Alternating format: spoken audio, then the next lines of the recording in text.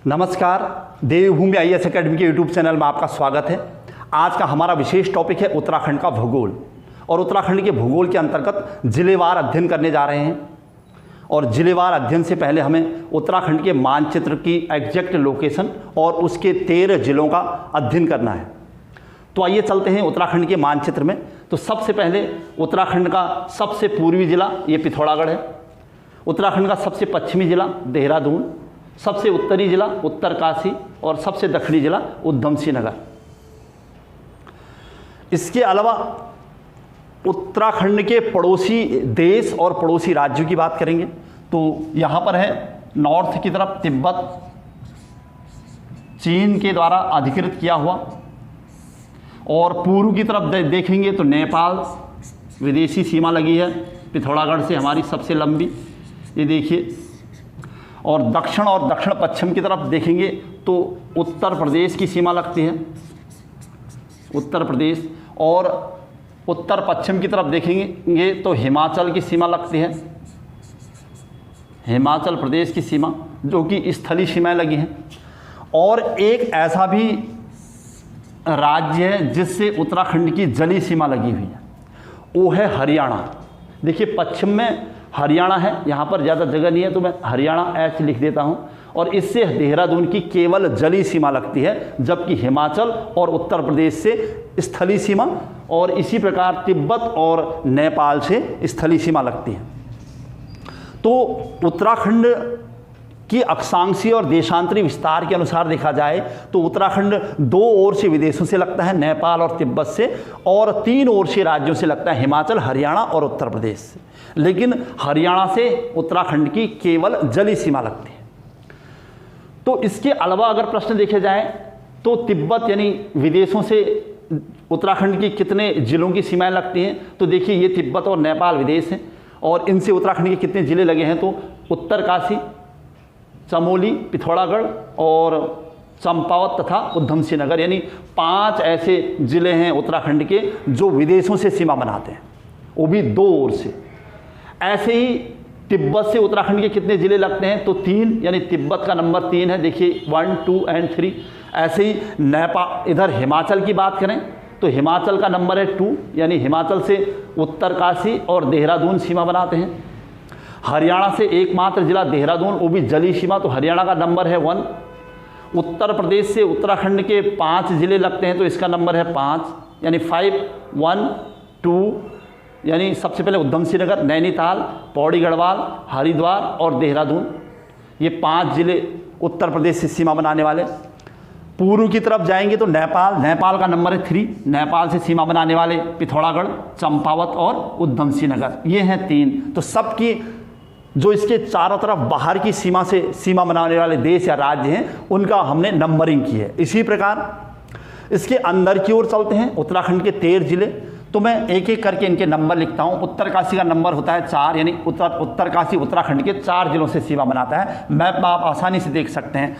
पश्चिम की तरफ इधर देहरादून से ये टिहरी गढ़वाल, रुद्रप्रयाग और चमोली से। ऐसे ही रुद्रप्रयाग का नंबर भी 4 है, टिहरी का नंबर भी 4, देहरादून 4, चमोली का नंबर है 6, चमोली उत्तराखंड के 6 जिलों से सीमा बनाता है। और ऐसे ही पौड़ी गढ़वाल का नंबर है 7, हरिद्वार का नंबर 2। इसके अलावा कुमाऊं में देखा जाए तो कुमाऊं में उधम सिंह नगर का नंबर 2, नैनीताल का नंबर 4, अल्मोड़ा 4, बागेश्वर का नंबर 3 और पिथौरागढ़ का नंबर 4 तथा चंपावत का नंबर भी 4। ये वो नंबरिंग है जिससे हमें उत्तराखंड के कौन से जिले कितने जिलों से सीमा बनाते हैं ये अनुमान लगेगा। और इसमें भी खासकर अगर आप देखेंगे तो पौड़ी गढ़वाल एक ऐसा जिला है जो उत्तराखंड के सर्वाधिक 7 जिलों से सीमा बनाता है। ये प्रश्न कई बार पूछा जा चुका है कि उत्तराखंड का सर्वाधिक जिलों से सीमा बनाने वाला जिला कौन सा है, तो पौड़ी गढ़वाल। ऐसे ही सबसे कम जिलों से सीमा बनाने वाले की बात करेगा तो या तो हरिद्वार होगा सबसे कम जिलों से सीमा बनाने वाले, और या फिर वो उधम सिंह नगर होगा, कुमाऊं का उधम सिंह नगर, जो कि 2-2 जिलों से सीमा बनाने वाले जिले हैं। ठीक है, अब इन 13 जिलों में आज का जो हमारा टॉपिक होना है वो है रुद्रप्रयाग। और रुद्रप्रयाग जनसंख्या के अनुसार यानी 2011 की जनगणना के अनुसार सबसे छोटा जिला है। और जनगणना के अनुसार सबसे छोटा जिला रुद्रप्रयाग और सबसे बड़ा जिला हरिद्वार है। ठीक है, जबकि जनसंख्या की बात की जाए या क्षेत्रफल की बात की जाए तो उत्तरकाशी सबसे बड़ा और चंपावत सबसे छोटा। तो चलते हैं रुद्रप्रयाग। यह है रुद्रप्रयाग से संबंधित मानचित्र आपके सामने आ गया होगा। अब इसमें हमें रुद्रप्रयाग की सीमा को देखना है सबसे पहले। अच्छा, इसकी सीमा की बात की जाए तो सबसे पहले मैं ये रुद्रप्रयाग के पश्चिम की ओर सीमा दिखाता हूँ। ये देखिए, रुद्रप्रयाग पश्चिम की ओर टिहरी गढ़वाल से सीमा बनाता हुआ और उत्तर की ओर उत्तरकाशी से सीमा बनाता है। और आगे की ओर बढ़ेंगे तो ये केदारनाथ धाम मंदिर है। आगे की ओर अगर जाएंगे तो ये चमोली से सीमा बनाता है। जब 1997 में रुद्रप्रयाग का गठन हुआ तो कहीं न कहीं चमोली, टिहरी और पौड़ी गढ़वाल को मिलाकर किया गया था। तो इसके पश्चिम की ओर ये पोखरी का क्षेत्र है चमोली का, और आगे बढ़ेंगे तो फिर दक्षिण की ओर चले जाएंगे और दक्षिणी ओर पौड़ी गढ़वाल से सीमा बनाता हुआ रुद्रप्रयाग का मानचित्र आपके सामने आ गया होगा। ये देखिए रुद्रप्रयाग, ठीक है। तो रुद्रप्रयाग के पश्चिम की ओर टिहरी गढ़वाल है और दक्षिण की ओर पौड़ी गढ़वाल है। उत्तर की ओर जाएंगे तो उत्तरकाशी होगा और पूरब यानी ईस्ट की ओर जाएंगे तो चमोली होगा। अच्छा, इसके अलावा ये है रुद्रप्रयाग में केदारनाथ धाम। पंच प्रयागों में महत्वपूर्ण प्रयाग है केदारनाथ धाम और सर्वाधिक ऊंचाई पर स्थित धाम है। इसके अलावा इसके नॉर्थ ईस्ट या उत्तर की ओर है चौराबाड़ी ताल, चौराबाड़ी ग्लेशियर, जहाँ से मंदाकिनी नदी का उद्गम होता है। और इसी मंदाकिनी नदी के सारे संपूर्ण रुद्रप्रयाग के बड़े बड़े शहर बसे हुए हैं। और 2013 की त्रासदी के बाद मंदाकिनी नदी में आई बाढ़ से रुद्रप्रयाग के अधिकांश शहर बाढ़ग्रस्त हो गए थे। तो देखिए, चलते हैं। सबसे पहले ये रुद्रप्रयाग है। रुद्रप्रयाग अलकनंदा और मंदाकिनी नदी के संगम पर है। इससे उत्तर की ओर अगर चलते हैं मंदाकिनी नदी के सारे तो आपको ये महत्वपूर्ण स्थल अगस्त मुनि मिलेगा। ये देखिए अगस्त मुनि का क्षेत्र है।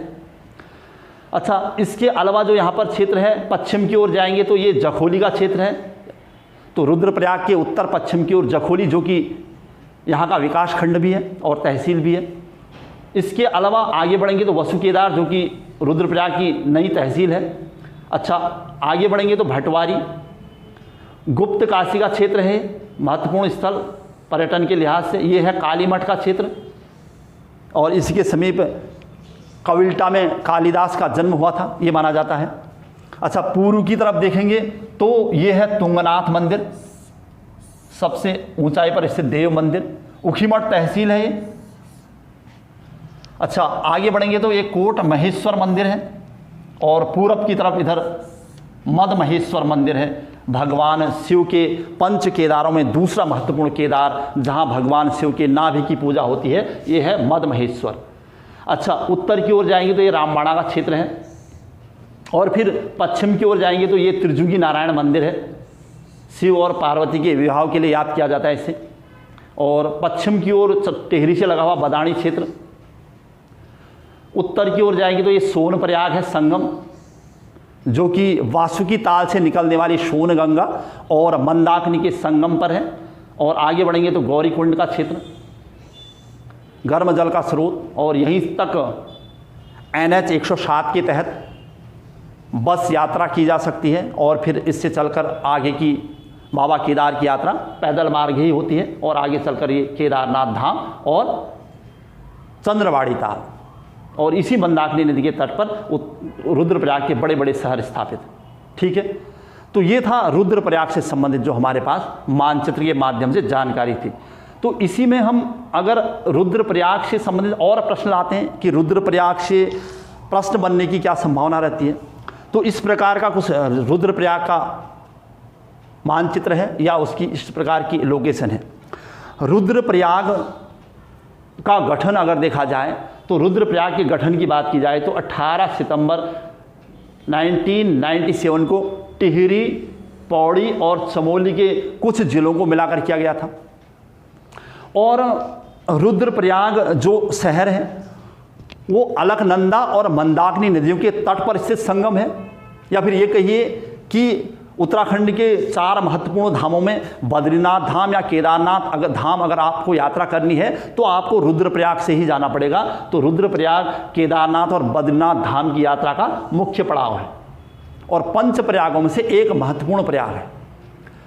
अच्छा, किन नदियों के संगम पर है? तो आप कहेंगे अलकनंदा और मंदाकिनी नदी के संगम पर। ये वो स्थान है जहां पर महर्षि नारद ने शिव की तपस्या की थी और फिर शिव ने अपना रौद्र रूप दिखाकर महर्षि नारद को दर्शन दिए थे और उसी रौद्र रूप में शिव ने महर्षि नारद को संगीत की शिक्षा दी थी और इसलिए इस क्षेत्र को प्राचीन काल में रुद्रावत के नाम से भी जाना जाता है, भगवान शिव के रुद्र अवतार के कारण। और धीरे धीरे ये क्षेत्र रुद्रावत और फिर रुद्रप्रयाग के नाम से प्रसिद्ध हो गया था। ठीक है, तो ये प्रश्न आपकी समझ में आ रहा होगा। आगे बढ़ेंगे, इससे अलावा और क्या रुद्रप्रयाग से संबंधित प्रश्न हैं। ये हैं रुद्रप्रयाग से संबंधित अन्य जानकारियाँ। मानचित्र आपके सामने सबसे पहले यहाँ पर है रुद्रप्रयाग के विकास खंड। तो रुद्रप्रयाग के 2 विकास खंड हैं, वो 3 आपके सामने दिख रहे होंगे। सबसे पहले ऊखीमठ, अगस्त मुनि और जखोली, ये 3 विकास खंड वर्तमान में रुद्रप्रयाग में हैं। तो मैं आपको इस मानचित्र के माध्यम से सबसे पहले ऊखीमठ, ये ऊखीमठ है, देखिए। अच्छा, दूसरा है अगस्त मुनि, ऋषि अगस्त का आश्रम था यहाँ पर। अगस्त ने शिव की तपस्या की थी और यहाँ पर शिव के दर्शन किए थे, इसलिए अगस्त मुनि और अगस्त ऋषि का तपस्या स्थल। और तीसरा था ये जखोली, जो कि पश्चिम की ओर दिखता है। ये 3 रुद्रप्रयाग के विकास खंड। अच्छा, दूसरा टॉपिक है रुद्रप्रयाग के तहसील है। तो 4 तहसीलों की संख्या वर्तमान में, उसमें सबसे नई तहसील बसु केदार बनाई गई है। बसु केदार इस मानचित्र के माध्यम से अगर देखना चाहेंगे तो ये है वो बसु केदार, जो कि रुद्रप्रयाग की नई तहसील है। इसके अलावा जो अन्य नाम है वही जो विकासखंड थे, जखोली, रुद्रप्रयाग, बसु केदार। तो जखोली मैंने आपको बताया था, ये है। रुद्रप्रयाग सबसे पहले और बसु केदार आपके सामने। तो ऊखीमठ, जखोली, रुद्रप्रयाग और बसु केदार, ये 4 नाम आपके सामने। इसके अलावा 3 विकास खंड। इसमें खासकर ऊखीमठ से जो प्रश्न बने हैं तो ये कहा है कि ऊखीमठ पर्यटन के हिसाब से या धार्मिक दृष्टिकोण से एक महत्वपूर्ण स्थल है और संभवतः मंदाकिनी नदी के बाएं तट पर एक मठ है बाबा केदार का, और यहाँ पर केदारनाथ धाम से संबंधित रावल पुजारियों का निवास स्थान भी है, या फिर ये कहिए कि रावल पुजारियों का निवास के अलावा केदारनाथ धाम समिति का मुख्यालय है। तो ऊखीमठ में केदारनाथ धाम समिति से संबंधित जो रावल लोग हैं उनका निवास स्थान है और केदारनाथ धाम समिति का मुख्यालय है, इसलिए महत्वपूर्ण है। और यहाँ पर सबसे बड़ी बात, जब शरद ऋतु में केदारनाथ धाम के कपाट बंद हो जाते हैं तब बाबा केदार के दर्शन यहीं किए जा सकते हैं। वही वो स्थल है ऊखीमठ जहाँ पर शरद ऋतु में भी कपाट खुलते हैं या बाबा केदार के दर्शन किए जा सकते हैं। ठीक है, तो रुद्रप्रयाग से संबंधित 3 विकासखंड और 4 तहसीलें आपके सामने इस मानचित्र के माध्यम से। आइए चलते हैं, इसके अलावा जो रुद्रप्रयाग से संबंधित जानकारी हमारे पास है तो एक है कि रुद्रप्रयाग चूँकि बाबा केदार की धरती है और इससे संबंधित अनेक मंदिर यहाँ पर देखने को मिलते हैं। उसमें केदारनाथ धाम, ये आपको जानते हैं। उसके अलावा मदमहेश्वर, पंच केदारों में दूसरा महत्वपूर्ण केदार, जहाँ भगवान शिव के नाभि की पूजा होती है, और कार्तिक स्वामी मंदिर। इसके अलावा त्रिजुगी नारायण मंदिर, ये देखिएगा महत्वपूर्ण स्थान जहाँ पर शिव पार्वती का विवाह हुआ था। और गुप्त काशी का क्षेत्र है यहाँ पर, जो पर्यटन के लिहाज से भी महत्वपूर्ण है। इसके अलावा ओमकारेश्वर शिव मंदिर और इंद्र शनि मनसा देवी, नारी देवी और कोटेश्वर महादेव मंदिर देखने को मिलेंगे आपको रुद्रप्रयाग में। इससे अनुमान लग रहा है कि रुद्रप्रयाग में जो हमारे पास मंदिरों की लिस्ट है लगभग 18 है। और तुंगनाथ सर्वाधिक ऊंचाई पर स्थित देव मंदिर, कालीमठ कालिदास का जन्म स्थल। इसके अलावा हरियाली देवी और चंद्रशिला मंदिर यहाँ पर देखने को मिलेंगे आपको। प्रसिद्ध पर्यटन स्थल गौरीकुंड देखने को मिलेगा, वहाँ पर माँ गौरी का मंदिर मिलेगा। बाणासुर नामक दैत्य का क्षेत्र है बाणासुरगढ़ मंदिर। तो प्राचीन काल में बाणासुर नामक दैत्य की राजधानी हुआ करता था ये क्षेत्र, इसलिए उनके नाम पर। और सोनप्रयाग जो कि एक संगम के साथ साथ एक मंदिर भी है। यहाँ पर एक कैलाश मंदिर है फेमस, और उमा नारायण मंदिर रुद्रप्रयाग के पास, और ऋषि अगस्त का आश्रम अगस्तेश्वर मंदिर जो कि अगस्त मुनि के आसपास है। तो ये मंदिरों की लिस्ट मैं आपको बता रहा था। इससे संबंधित कुछ मंदिर हैं, कुछ विशेष हैं, वो मैं आपके सामने रखता हूँ। तो ये है उसमें से सबसे महत्वपूर्ण मंदिर केदारनाथ। अब इससे संबंधित जो प्रश्न बनने की संभावना रहती है कि केदारनाथ मंदिर 4 धामों में सर्वाधिक ऊंचाई पर स्थित मंदिर है, सबसे बड़ी बात। और जो केदारनाथ मंदिर की बनावट है संभवतः वह कत्यूर शैली में निर्मित है। तो प्रश्न जो हमारे सामने है, और पहला प्रश्न यहाँ पर देखने को जो मिल रहा है कि केदारनाथ को भृगुतुंग पर्वत के नाम से भी जाना जाता है।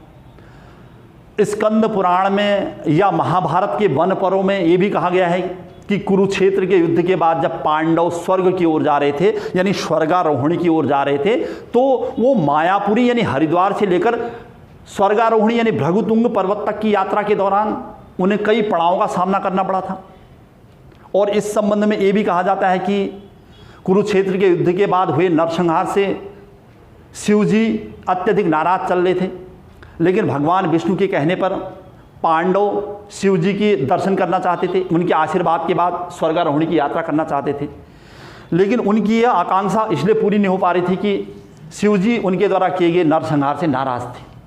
अतः शिव जी ने केदारनाथ में धरती में समाने का निर्णय लिया था, और इस प्रकार केदारनाथ के समीप शिव जी धरती में समा गए थे। और वहीं पर उनसे संबंधित 5 केदार मंदिर हैं, जिसमें पंच केदार नाम से हम जानते हैं। उसमें 3 केदार जो कि केदारनाथ, तुंगनाथ और मद महेश्वर रुद्रप्रयाग में ही हैं, जबकि रुद्रनाथ यानी जहां भगवान शिव के रौद्र यानी मुख की पूजा होती है, और कल्पनाथ जहां उनके से संबंधित जटाओं की पूजा होती है, वो चमोली में है। तो ये प्रश्न यहाँ पर केदारनाथ, तुंगनाथ और मद महेश्वर रुद्रप्रयाग जिले में है। अच्छा, और जो प्रश्न बनते हैं रुद्रप्रयाग से कि रुद्रप्रयाग कत्यूर शैली से संबंधित मंदिर है जो यहाँ पर केदारनाथ में बनाया गया है।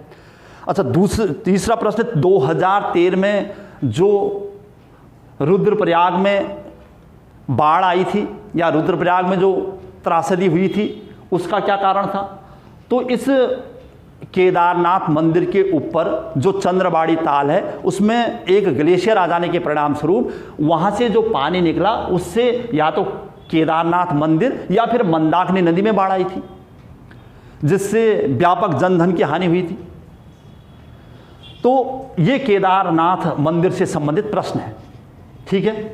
तो अच्छा, इसके अलावा जो यहाँ पर प्रश्न बनने की संभावना रहती है कि पंच केदारों में तुंगनाथ भी एक महत्वपूर्ण मंदिर है। तो तुंगनाथ जो मंदिर है वो संभवतः चंद्रशिला पर्वत के शिखर पर है, ये कहा जाता है। तो चंद्रशिला पर्वत आपको दिखाई दे रहा होगा, ये तुंगनाथ मंदिर के दर्शन। और तुंगनाथ की पूजा खासकर जाड़े के दिनों में यानी शरद ऋतु में जब यहाँ पर अत्यधिक ठंडा हो जाता है, तो यहाँ से संबंधित जो शिव की पूजा होती है वो मक्कू मठ में होती है। और तुंगनाथ का मतलब है भगवान शिव से संबंधित भुजाओं की पूजा होती है। यहाँ पर तुंग का मतलब भुजाएं या हाथ था। और तुंगनाथ सर्वाधिक ऊंचाई पर स्थित देव मंदिर है उत्तराखंड में, और यहीं पर इसी के समीप एक रावण शिला भी है। तो उत्तराखंड में सर्वाधिक ऊंचाई पर स्थित देव मंदिर कहेंगे तो तुंगनाथ। तुंगनाथ में किस चीज़ के दर्शन होते हैं? तो भगवान शिव से संबंधित भुजाओं की पूजा यहाँ पर की जाती है। और तीसरा प्रश्न था कि तुंगनाथ में शरद ऋतु में तुंगनाथ में भगवान शिव से संबंधित जो पूजा अर्चना होती है वो कहाँ होती है? तो मक्कू मठ में की जाती है, ठीक है। ये प्रश्न थे तुंगनाथ से संबंधित। आइए चलते हैं मद महेश्वर की ओर। पंच केदारों में दूसरा महत्वपूर्ण केदार है मद महेश्वर, जहाँ भगवान शिव के नाभि की पूजा होती है। और मद महेश्वर किस पर्वत के शिखर पर स्थित है? तो ये आपको दिखाई दे रहा होगा, चौखंबा पर्वत। चौखंबा पर्वत के शिखर पर स्थित है, बताया जाता है मद महेश्वर। और ये जो मंदिर है वो पांडव शैली का है, सबसे बड़ी बात। और इसके आसपास ब्रह्म कमल खिलते हैं और यहाँ पर शिव के नाभि की पूजा की जाती है। तो मद महेश्वर से संबंधित जो हमारे पास प्रश्न बन रहे थे वो ये है। अच्छा, मंदिरों की बात की जाए तो नेक्स्ट आपके सामने आ रहा होगा, ये है गौरीकुंड क्षेत्र। गौरीकुंड गर्म जल का स्रोत है और केदारनाथ यात्रा के दौरान एक महत्वपूर्ण पर्यटन स्थल भी है। इसके अलावा यहाँ पर गौरी माई का मंदिर है, देखने को मिलेगा आप। अन्य मंदिरों की बात की जाए तो ये है आपका सोनप्रयाग का क्षेत्र। सोनप्रयाग मंदाकिनी नदी और सोनगंगा नदी के संगम पर, जो कि सामने से देखी जा रही है। और इसके अलावा इसी सोनप्रयाग के निकट एक कैलाश मंदिर है। जो सोनप्रयाग में सोनगंगा मिलती है वो टिहरी के समीप वासुकी ताल से निकलती है। वासुकी ताल को लाल पानी का अनूठा ताल कहा जाता है। तो इसमें जिन दो नदियों का संगम हो रहा होता है तो वो दो नदियां ये होती हैं, ठीक है। ये है आपका सोनप्रयाग। इस संगम पर आपको एक तो सोनगंगा दिखेगी, जिसे हम सोनगंगा के अलावा काली गंगा भी कहते हैं या वासुकी गंगा भी कहते हैं। इसके अलावा ये है आपका मंदाकिनी, जो कि रुद्रप्रयाग के ही चौराबाड़ी ताल से निकलती है। और इसकी बात कहेंगे तो ये आपके वासुकी ताल से निकलती है, जो कि टिहरी में माना जाता है वासुकी ताल, ठीक है। तो सोनप्रयाग। अच्छा, इसके अलावा मंदिरों में आगे देखा जाए तो ये है त्रिजुगी नारायण मंदिर। त्रिजुगी नारायण मंदिर वो पवित्र स्थान है, वो ऐतिहासिक और धार्मिक स्थल है जहाँ पर शिव पार्वती का विवाह हुआ था। इसलिए इसे आज भी उतना ही महत्वपूर्ण स्थान प्राप्त है जो प्राचीन काल में हुआ करता था, त्रिजुगी नारायण मंदिर। ये देखिए। इसके अलावा उत्तर की ओर यानी केदारनाथ धाम मार्ग की ओर जो अन्य महत्वपूर्ण स्थल है वो है काली मठ, ठीक है। काली मठ एक तांत्रिक सिद्धपीठ है और महाकवि कालिदास की जन्मस्थली कविल्टा इसी के समीप है बताया जाता है। और इस काली मठ सरस्वती यानी मंडवा नदी के दाएं तट पर है। ये भी प्रश्न पूछते हैं। काली मठ से संबंधित जो अन्य प्रश्न हैं कि यहाँ पर कालिदास की जन्मस्थली थी और वर्तमान में एक पर्यटन के अलावा एक धार्मिक स्थल के रूप में भी कालिदास की जन्मस्थली को माना जाता है, जाना जाता है, कविल्टा। अच्छा, इसके अलावा यहाँ पर जो अगस्तेश्वर महादेव मंदिर है रुद्रप्रयाग का, जहाँ पर ऋषि अगस्त ने शिव की तपस्या की थी और शिव के दर्शन प्राप्त किए थे मंदाकिनी नदी के तट पर। यह है आपका अगस्त मुनि ऋषि का आश्रम और इसलिए इसे अगस्त मुनि कहते हैं। प्रश्न पूछे तो मंदाकिनी और धूलगाड़ नदियों के संगम पर है। अगर तट पूछे तो मंदाकिनी के तट पर है, ठीक है। अगस्तेश्वर महादेव मंदिर, ऋषि अगस्त का आश्रम, तपस्या स्थल। आगे बढ़ते हैं। उखीमठ का क्षेत्र। उखीमठ जो कि रुद्रप्रयाग की एक महत्वपूर्ण तहसील है और इसी उखीमठ के समीप मैंने कहा था कि भगवान केदारनाथ के दर्शन हो जाएंगे। जब शरद ऋतु में केदारनाथ धाम के कपाट बंद हो जाते हैं तो पूजा अर्चना इसी उखीमठ में की जाती है। और उखीमठ के समीप ओंकारेश्वर शिव मंदिर है, ठीक है। ओंकारेश्वर शिव मंदिर का निर्माण शंकराचार्य ने करवाया था, आदि गुरु शंकराचार्य। प्राचीन काल में कत्यूरी शासन काल के समकालीन जब आदि गुरु शंकराचार्य ने पूरे भारत का भ्रमण किया था और वैदिक धर्म का पतन हो रहा था, ब्राह्मण धर्म का पतन के दौरान बौद्ध और जैन धर्म का बोलबाला हो रहा था, इसलिए आदि गुरु शंकराचार्य को संपूर्ण भारत की यात्रा करनी पड़ी और ब्राह्मण धर्म से संबंधित जो मंदिर हैं, जो भी स्थल हैं, उनका पुनर्निर्माण करवाया गया। और इसी संदर्भ में उत्तराखंड के देवप्रयाग में स्थित रघुनाथ मंदिर का निर्माण करवाया गया और उखीमठ के समीप ओंकारेश्वर शिव मंदिर का निर्माण करवाया गया। और अंततः आदि गुरु शंकराचार्य को केदारनाथ के समीप ही अपने शरीर का त्याग करना पड़ा, इसीलिए केदारनाथ के समीप ही उनकी समाधि है, ठीक है। तो ये थे उखीमठ। आगे बढ़ते हैं। यह है गुप्त काशी का विश्वनाथ मंदिर। ये देखिए गुप्त काशी का विश्वनाथ मंदिर। गुप्त काशी उत्तराखंड का यानी रुद्रप्रयाग का प्रसिद्ध पर्यटन स्थल और यहाँ पर अर्धनारीश्वर मंदिर के अलावा मणिकर्णिक कुंड भी है। ये धार्मिक पर्यटन स्थल के रूप में जाना जाता है गुप्त काशी। और विश्वनाथ टेम्पल की तुलना काशी के विश्वनाथ मंदिर से की जाती है। उसी प्रकार ये भी भगवान शिव से संबंधित एक महत्वपूर्ण मंदिर है। अच्छा, ये थे रुद्रप्रयाग से संबंधित महत्वपूर्ण स्थल, पर्यटन स्थल या धार्मिक स्थल। इसके अलावा 2011 की जनगणना की बात की जाए तो रुद्रप्रयाग से संबंधित जो प्रश्न हमारे सामने हैं वो ये 4 प्रश्न निकल के आ रहे हैं कि 2011 की जनगणना के अनुसार रुद्रप्रयाग पुरुष साक्षर सर्वाधिक पुरुष साक्षरता वाला जिला था। मैंने कहा था कि 2011 की जनगणना के अनुसार अगर देखा जाए तो रुद्रप्रयाग सबसे कम जनसंख्या वाला जिला था। दूसरा प्रश्न है कि सर्वाधिक पुरुष साक्षरता वाला जिला है, लगभग 93 पुरुष साक्षरता देखने को मिली यहाँ पर उसी समय। अच्छा, दूसरा प्रश्न यहाँ पर है सबसे कम अनुसूचित जाति प्रतिशत वाला, यानी सबसे कम अनुसूचित जाति प्रतिशत, SC जाति प्रतिशत।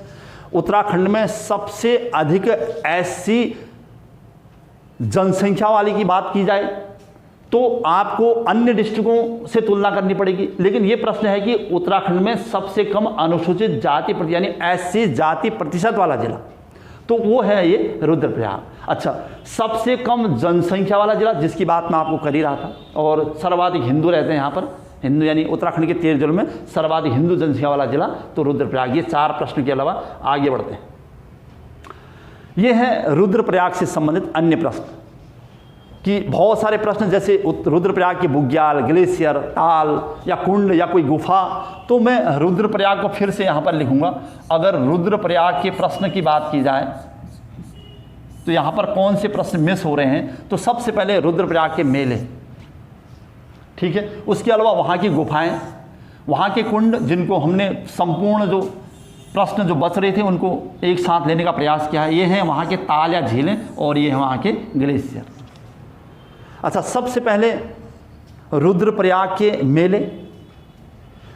केदारनाथ धाम के पास अन्नकूट मेला, जो कि रुद्रप्रयाग का सबसे प्रसिद्ध मेला है, वो केदारनाथ में लगता है, अन्नकूट। उसके अलावा कार्तिक स्वामी जो मंदिर है रुद्रप्रयाग में, वहाँ पर कार्तिक स्वामी मेला लगता है। विश्व संक्रांत संपूर्ण उत्तराखंड के अलावा रुद्रप्रयाग का भी काफ़ी फेमस है। गुफाओं की बात करेंगे तो कोटेश्वर गुफा, इसके अलावा भीम गुफा और ब्रह्म गुफा जो कि रुद्रप्रयाग में है। कुंडों की बात करेंगे तो भौरी अमोला कुंड काफ़ी फेमस है, गौरी कुंड जो कि गर्म जल का स्रोत है। इसके अलावा बात की जाए तो रुधिर कुंड केदारनाथ के समीप, एक मैं और लिखूंगा यहाँ पर, रुधिर कुंड, ठीक है। अच्छा, इसके अलावा बुग्यालों की बात करें तो चौपता बुग्याल काफ़ी प्रसिद्ध है, गढ़वाल का स्विट्जरलैंड का दर्जा प्राप्त है इसे। कसनी खर्क, बर्मी बुग्याल, मनना, मद महेश्वर मंदिर के पास, और चौराबाड़ी ताल के समीप चौराबाड़ी बुग्याल, ठीक है। अच्छा, इसके अलावा तालों की बात की जाए तो तालों में देखिएगा देवरिया ताल, चौराबाड़ी ताल जहां 2013 की घटना के परिणाम स्वरूप मंदाकिनी नदी में बाढ़ आई थी, भैंक ताल, अंडाकार ताल और बदाणी ताल, ये महत्वपूर्ण ताल यहाँ के। और लास्ट में है आपका ग्लेशियर, चौराबाड़ी ग्लेशियर और केदारनाथ ग्लेशियर। ये रुद्रप्रयाग से संबंधित अन्य फैक्ट है जो कई बार प्रश्न बनाता है। अच्छा, इनमें जो नाम हमने आपके सामने रखे हैं, ये है देवरिया ताल रुद्रप्रयाग का, ठीक है, और ये है आपका चौराबाड़ी ताल। इसी चौराबाड़ी ताल में 2013 की घटना हुई थी, इसमें ग्लेशियर आ जाने के परिणाम स्वरूप केदारनाथ मंदिर और मंदाकिनी नदी में बाढ़ आई थी, ठीक है। चलिए आगे चलते हैं। ये वो क्षेत्र है चौपता बुग्याल का क्षेत्र, जिसे गढ़वाल का स्विट्जरलैंड कहते हैं। गढ़वाल का स्विट्जरलैंड, ये है चौपता बुग्याल, ठीक है। इसके अलावा यहाँ पर कोटेश्वर महादेव की गुफा मिलेगी आपको। ये गुफा, इसी का भाग ये है, कोटेश्वर महादेव की गुफा जो कि रुद्रप्रयाग में है। अन्य क्षेत्रों में आगे बढ़ रहे हैं हम लोग। ये है आपका चौराबाड़ी ग्लेशियर। चौराबाड़ी ग्लेशियर की बात करता हूँ, ये पूरा ग्लेशियर का क्षेत्र है और महान हिमालय में स्थित अत्यधिक ऊंचाई का क्षेत्र है, और इसके परिणाम स्वरूप जो ग्लेशियर का क्षेत्र यहाँ पर बन जाता है, तो इस प्रकार से एक ग्लेशियर झील बन गई है यहाँ पर। इस झील में एक ग्लेशियर आ जाने से इस झील का पानी जब जाने लगा आगे को, तो उससे बाढ़ की संभावना बनी 2013 में। यानी 2013 की घटना जो हुई है, इस चौराबाड़ी ग्लेशियर के परिणाम स्वरूप यहाँ पर जो एक ताल बन गया था चौराबाड़ी ताल, इसमें ग्लेशियर आने के परिणाम स्वरूप वो घटना हुई थी, ठीक है।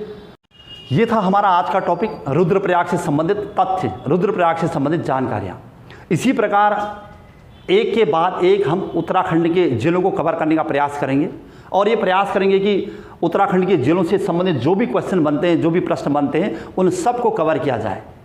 और मानचित्र के माध्यम से कुछ मंदिर विशेषकर मेले या इनसे संबंधित जो विशेष फैक्ट है उसको कवर करने का प्रयास करेंगे। आज की क्लास यहीं पर समाप्त होती है। तब तक के लिए जय हिंद, जय भारत।